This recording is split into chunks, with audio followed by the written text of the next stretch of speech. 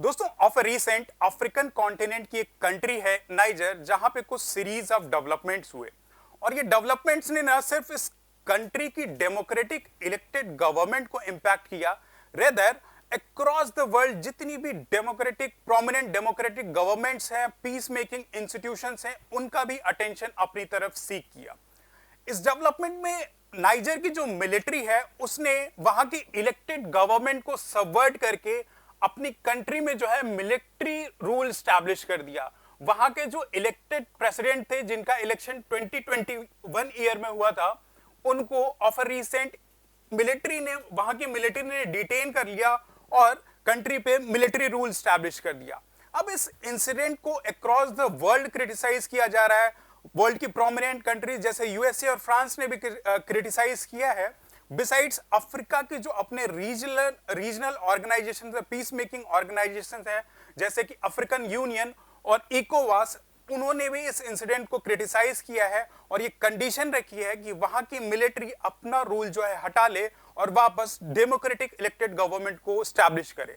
तो इसी series of development पे आज का जो हमारा टॉपिक ऑफ डिस्कशन है, जो कि हमारे यूपीएससी और स्टेट पीसीएस के एग्जामिनेशन के पर्सपेक्टिव से क्वाइट इंपॉर्टेंट और रेलेवेंट है। मोर स्पेसिफिकली अगर इस इंसिडेंट की जो कंटेंट है वो प्रीलिम्स एग्जाम के पर्सपेक्टिव से बहुत ज्यादा इंपॉर्टेंट है, क्योंकि जो अफ्रीकन कंट्रीज में जो भी ऐसे को रिलेटेड एक्टिविटीज हुई हैं वो हमारे प्रीलिम्स में मैपिंग के पॉइंट ऑफ व्यू से आइदर इंपॉर्टेंट रही हैं या इंसिडेंट के डेवलपमेंट पॉइंट ऑफ से इंपॉर्टेंट रही हैं। और मोर स्पेसिफिक अगर मैं बोलूं तो हमें थोड़ा और फ्यूचरिस्टिक होते हुए ये समझना है कि आखिर ऐसे कू मोर प्रोमिनेंटली अफ्रीका में ही क्यों हैं। तो आज का हमारा टॉपिक इसी से रिलेटेड है।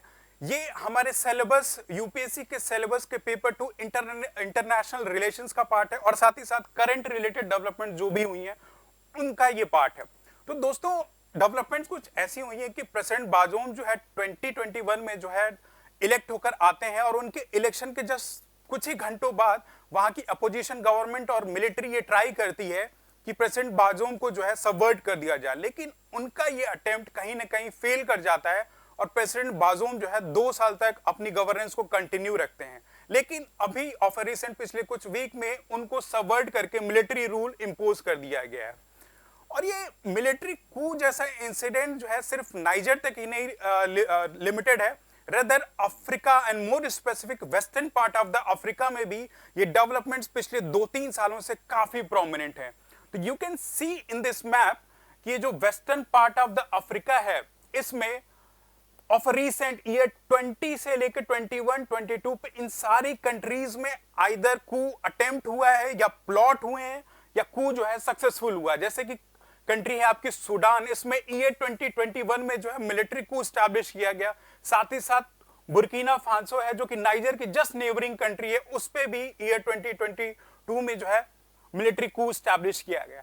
तो एक पॉइंट ऑफ कंसर्न है कि आखिर ये वेस्टर्न अफ्रीका ही क्यों एक प्रोमिनेंट हॉटस्पॉट है ऐसे मिलिट्री कू जैसी एक्टिविटी से रिलेटेड। अफ्रीका जो कि इतना नेचुरल रिसोर्सेज से रिच कॉन्टिनेंट है, यहाँ की पॉपुलेशन अपराइज हो रही है, फिर भी ऐसी मिलिट्री कू जैसी एक्टिविटी यहाँ क्यों प्रोमिनेंट है। तो आज के टॉपिक ऑफ डिस्कशन में हम इसी चीज को डिस्कस करेंगे कि ये किसी भी प्लेस की ज्योग्राफी उसकी इकोनॉमी को कैसे इंपैक्ट करती है, वहां के लोगों की लिविंग को कैसे इंपैक्ट करती है, और इन द शॉर्ट ये सारी एक्टिविटीज वहां की पॉलिटी, वहां की गवर्नेंस को कैसे इंपैक्ट करती है। तो फॉर द टाइम बीइंग हम अपना फोकस जो है नाइजर पे रखते हैं, नाइजर के कू पे रखते हैं और अंडरस्टैंड करते हैं कि वहां जो है ऐसे मिलिट्री कू जैसे इंसिडेंट्स क्यों हुए। You can C in the map कि नाइजर जो है western part of the Africa में लाई करता है, राइट। नाइजर जो है एक लैंडलॉक कंट्री है जिसकी बॉर्डरिंग कंट्रीज नॉर्थ में अगर आप देखें तो लीबिया है, ईस्ट में चाड, साउथ में नाइजीरिया और साउथ में नाइजीरिया और वेस्टर्न पार्ट में अगर आप देखें तो माली, बुर्किना फासो जैसी कंट्रीज नाइजर को सराउंड करती हैं, राइट।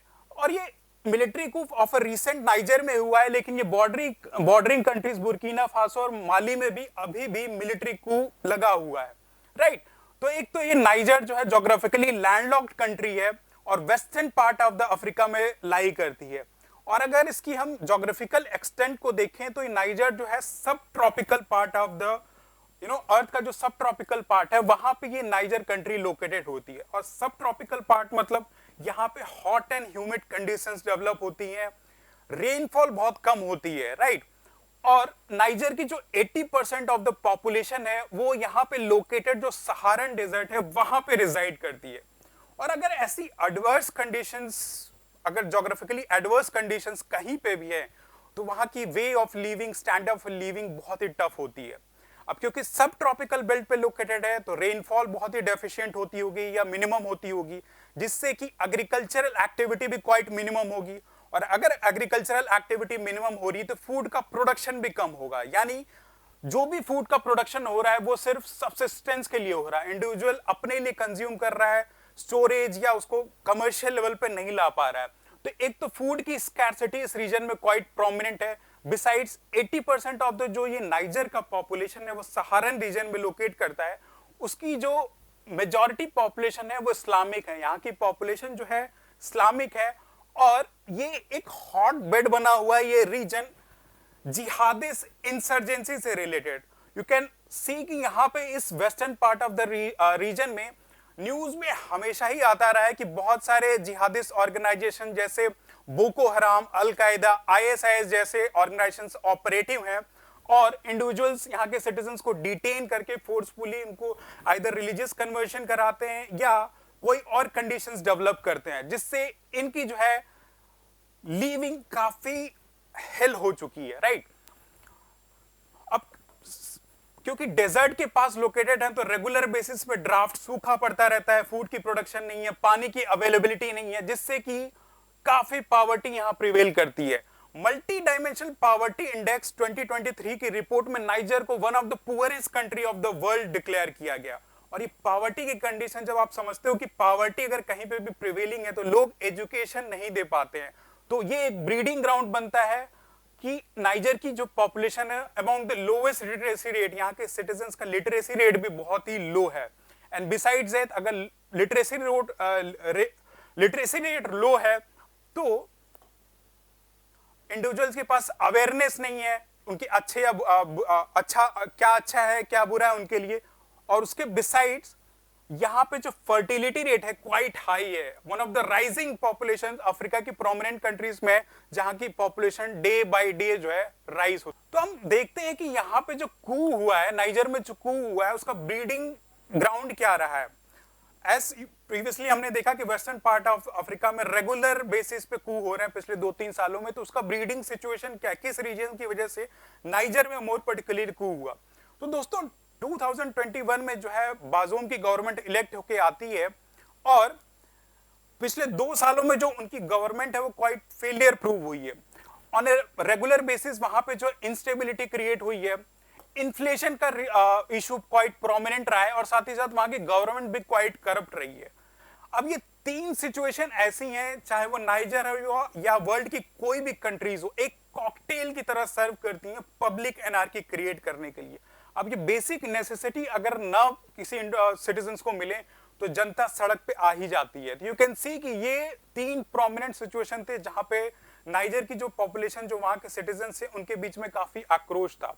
और एक अभी जो मैंने इंसर्जेंसी का रीजन डिस्कस किया कि वेस्टर्न अफ्रीका एक प्रोमिनेंट रीजन है टेररिस्ट ऑर्गेनाइजेशंस के ऑपरेशन के लिए, तो वहां के सिटीजन्स भी इस चीज से बहुत ही परेशान थे जो रेगुलर बेसिस पे ये इस्लामिक एक्टिविटी, जो भी इस्लामिक टेररिज्म से रिलेटेड एक्टिविटीज हो रही थी। और इस सिचुएशन को लेके जब पब्लिक में एनार्किक सिचुएशन क्रिएट हुई तो वहां की मिलिट्री को एक्सक्यूज मिल गया कि जो वहां की गवर्नमेंट है वो सही से काम नहीं कर रही है, इसलिए इस गवर्नमेंट को हटा के वहां पे जो मिलिट्री रूल स्टैब्लिश कर दिया गया। सिर्फ यही रीजन नहीं था, मिलिट्री के अपने खुद के कुछ इंडिविजुअल मोटिव्स थे। अब वो रीजन क्या थे? जो बाजोम वहां के प्रेसिडेंट 2021 में इलेक्ट किए गए, वो जो है एक नाइजर की एथनिक ग्रुप है, जो कि एक माइनॉरिटी ग्रुप है, उससे आते हैं। यानी कि प्रोमिनेंट जो नाइजर की पॉपुलेशन है उस एथनिसिटी से ना होके किसी डिफरेंट माइनॉरिटी ग्रुप से बिलोंग करते थे, जो वहां के रूलिंग प्रोमिनेंट अपोजिशन पार्टीज या मिलिट्री के लिए एक्सेप्टेबल नहीं था। तो वो पहले से ही कुछ मौका ढूंढ रहे थे, कुछ ऐसे इंसिडेंसेस हो जिससे वो गवर्नमेंट को सबवर्ट कर सके, और जैसे ही एनार्किक सिचुएशन क्रिएट होती है तो वहां की मिलिट्री इस गवर्नमेंट को सबवर्ट करके मिलिट्री को स्टैब्लिश करती है। और बिसाइड्स नाइजर एक ऐसी कंट्री है जो पहले फ्रांस की एक कॉलोनी हुआ करती थी, और पोस्ट इंडिपेंडेंस फ्रांस का प्रेजेंस भी नाइजर में, फ्रांस की फोर्सेस का प्रेजेंस भी नाइजर में रहा है। बिसाइड्स क्योंकि ये जिहादिस्ट ग्रुप इस western part of the Africa, more particularly niger से ऑपरेट कर रहे थे, तो फ्रांस और यूएस के लिए एक एक्सक्यूज था कि वो अपने डिफेंस फोर्सेस को, जो ऑपरेटिव फोर्सेस थे, वो नाइजर में अपने ट्रूप्स को स्टैब्लिश, इन कंट्रीज ने उन ट्रूप्स को वहां स्टैब्लिश किया गया था। और किसी भी सिटीजन या किसी भी ग्रुप ऑफ इंडिविजुअल, किसी भी कंट्रीज को ये एक्सेप्टेबल नहीं होगा क्योंकि कोई फॉरेन ऑर्गेनाइजेशन या गवर्नमेंट उनके कंट्री पे आके अपने फोर्सेस को रखे। तो ये भी एक प्रोमिनेंट रीजन था कि फॉरेन फोर्सेस उनकी कंट्री में बेसेस बना के रखी हुई थी। नेक्स्ट जो है, अफ्रीका में ऐसे बहुत सारे ऑर्गेनाइजेशन जैसे अफ्रीकन यूनियन, इकोवास का डिस्कशन किया, इतने एग्रेसिव या इतने कैपेबल नहीं थे कि ऐसे कू जैसे इंसिडेंसेस को वो प्रिवेंट कर सकें। तो कहीं ना कहीं ऑर्गेनाइजेशंस का फेलियर भी इस सिचुएशन को जो है परपेचुएट करता रहा है।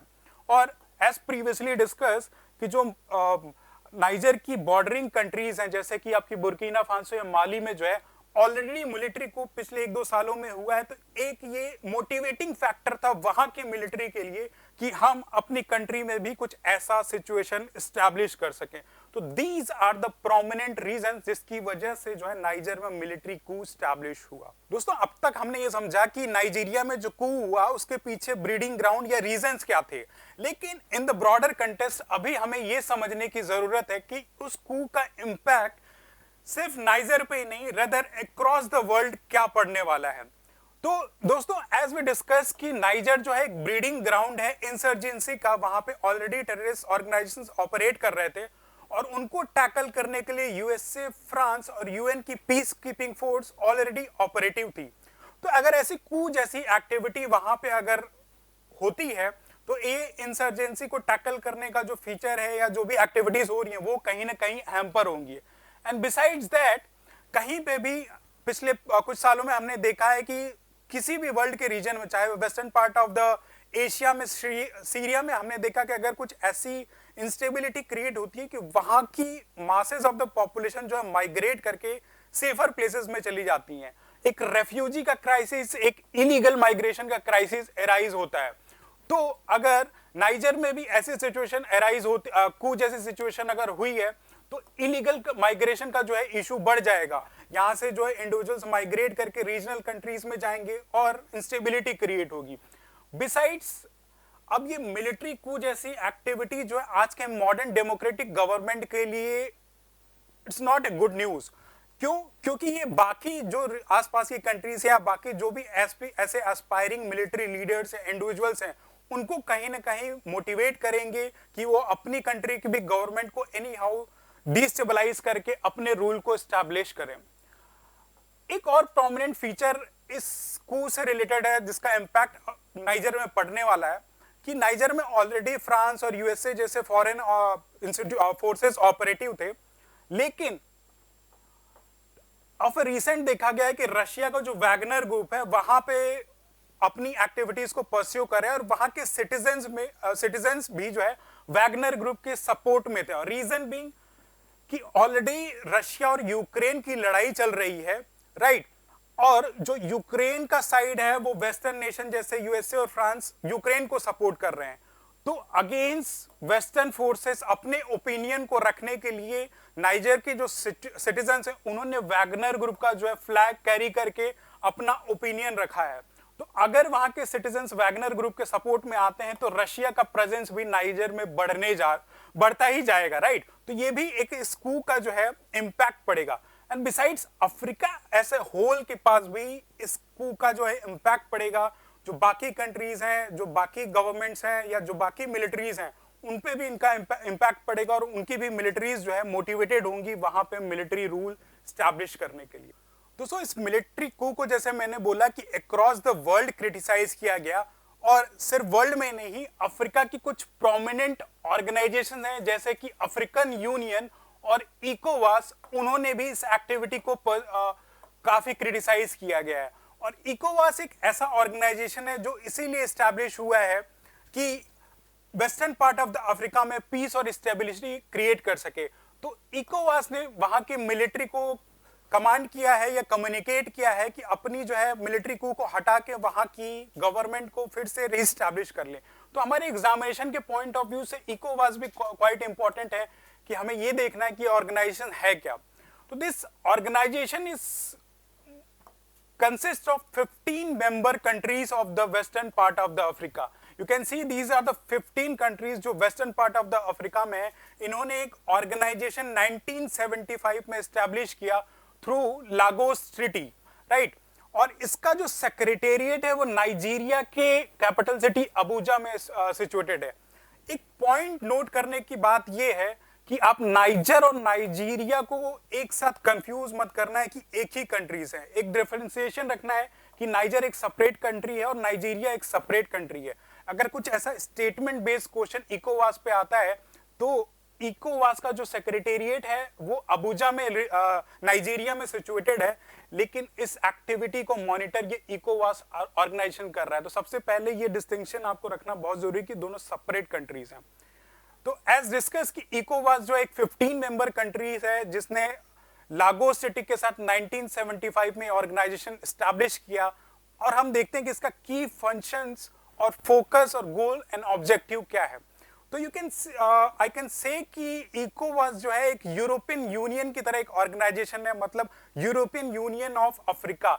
ऑल्दो ये 15 मेंबर कंट्रीज का एक ऑर्गेनाइजेशन है, लेकिन इसकी जो कोर ऑब्जेक्टिव, जो कोर गोल है वो है इकोनॉमिक इंटीग्रेशन को प्रमोट करना। जो भी इसके मेंबर कंट्रीज हैं उनके बीच में इकोनॉमिक एक्टिविटी प्रमोट हो सके, इंडिविजुअल्स का फ्री मूवमेंट हो सके, गुड्स एंड सर्विसेज का विदाउट एनी हैसल ट्रांसफर हो सके, और साथ ही साथ एक रीजनल कोऑपरेशन बिल्डअप हो सके।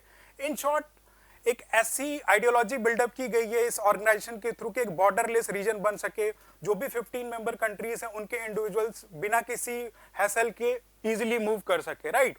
और इसका पर्पस जो है टेररिज्म को कॉम्बैक्ट करना, ह्यूमन ट्रैफिकिंग जैसा इशू है उसको जो है टैकल करना है।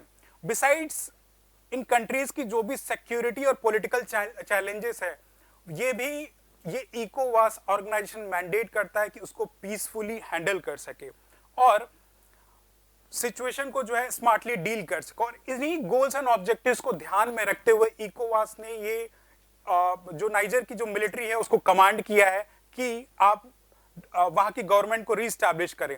पास में भी इकोवास ने कुछ ऐसे नोबल इनिशिएटिव लिए हैं, जैसे कि लाइबेरिया और सीरिया लियोन में कुछ कन्फ्लिक्ट्स हुए थे, उनको पीसफुली रिजॉल्व किया था। इकोवास ने एक सिंगल करेंसी का भी मतलब कंसेप्ट दिया था कि इन 15 मेंबर कंट्रीज के बीच में एक सिंगल करेंसी ऑपरेट होगी जिससे ट्रेड और बिजनेस एक्टिविटी प्रमोट होगी। जैसा कि यूरोपियन यूनियन में आप देखते हो कि यूरो जो है एक सिंगल करेंसी है, वैसे ही यहाँ पे एक सिंगल करेंसी का इनिशिएटिव भी इकोवास ने लिया है। तो these are the prominent goals and objective of the इकोवास। ये एग्जाम के पर्सपेक्टिव से क्वाइट इंपॉर्टेंट है। इसका एस्टैब्लिशमेंट कब हुआ था, किस सिटी के साथ हुआ था और कौन कौन सी इसकी मेंबर कंट्रीज है, ये हमें समझना बहुत ही जरूरी है। और दोस्तों now as we have understand its issue, तो हमें ये समझने की जरूरत है कि जो भी इंफॉर्मेशन हमने अंडरस्टैंड किया वो हमारे एग्जाम में कैसे एप्लीकेबल होगा। और ये इसका आइडिया हम थ्रू यूपीएससी या स्टेट पीसीएस के जो भी एग्जाम है उसके प्रीवियस ईयर क्वेश्चंस को अंडरस्टैंड करके ही लगा सकते हैं। अब ईयर 2023 में सेम इसी इशू पे मोर स्पेसिफिक मिलिट्री कू से रिलेटेड एक क्वेश्चन पूछा गया कि in the recent year Chad, Guinea, Mali and Sudan caught international attention for which of the following reasons. तो यू कैन सी कि ये इवेंट बेस्ड क्वेश्चन जो यूपीएससी ने पूछा है, और फ्यूचर में जो है, और अगर हम फ्यूचरिस्टिकली प्लान करके देखें तो इस इंफॉर्मेशन को आपको मैपिंग के पॉइंट ऑफ व्यू से भी अंडरस्टैंड करने की जरूरत है कि नाइजर का मैप पे लोकेशन कहाँ पे है, कौन से रीजन में लोकेट होता है, साहिल रीजन कौन सा है, और नाइजर के आसपास जो बॉर्डरिंग कंट्रीज है वो कौन कौन सी है। तो यू कैन सी कि पास्ट ईयर में यूपीएससी ने कैसे क्वेश्चन पूछे हैं। और बिसाइड्स क्योंकि इस इंसिडेंट से रिलेटेड इकोवास डील करता है, अफ्रीकन यूनियन और इकोवास डील करता है, तो ये एक इंस्टीट्यूशन बेस्ड क्वेश्चन भी यूपीएससी कैन आस्क। तो you have to practise this question, that is consider the following statements about ECOWAS and identify which of the following statement is correct. ये आपको देखना बहुत जरूरी, जनरली कभी कभी इनकरेक्ट डाल देता है ये टर्मिनोलॉजीज, तो एग्जाम में आपको फोकस करके देखना बहुत जरूरी है। तो you have to identify the statements, कौन सा स्टेटमेंट सही है। First statement read as ECOWAS is a specialised agency of United Nation and works for the stability of the African countries. सही हो सकता है, नहीं भी हो सकता है। It promotes regional integration and economic cooperation among member countries, हो सकता है, बिकॉज अभी भी हमने डिस्कस किया। It is created through Lagos treaty and established in the year 1975। तो दोस्तों यू हैव टू आइडेंटिफाई कि कौन कौन से स्टेटमेंट जो है करेक्ट है। तो एज आई हैव डिस्कस कि इकोवास जो है लागोस सिटी के थ्रू जो 1975 में एस्टैब्लिश किया गया, ये अफ्रीका की जो 15 कंट्रीज है उनके साथ एक ग्रुपिंग बनाई गई। तो ये जो है यूनाइटेड नेशन का एक स्पेशलाइज एजेंसी नहीं है, रेदर एक ऑटोनोमस अफ्रीकन कॉन्टिनेंट की एक बॉडी है। तो ये स्टेटमेंट 1 आपका गलत हो जाता है, तो सिर्फ यही 2 स्टेटमेंट जो है आपके सही होते हैं। तो this is all about today's session. इस डिस्कशन से हम जैसे मैंने बोला कि आपको की फोकस एरिया निकालना है, इस डेवलपमेंट को अंडरस्टैंड करना है और ज्योग्राफिकल मैपिंग का भी पर्सपेक्टिव आपको देखना है। तो this is all about today's session. Hope you like it. If you like it, do like and subscribe. Till then, all the best and good bye.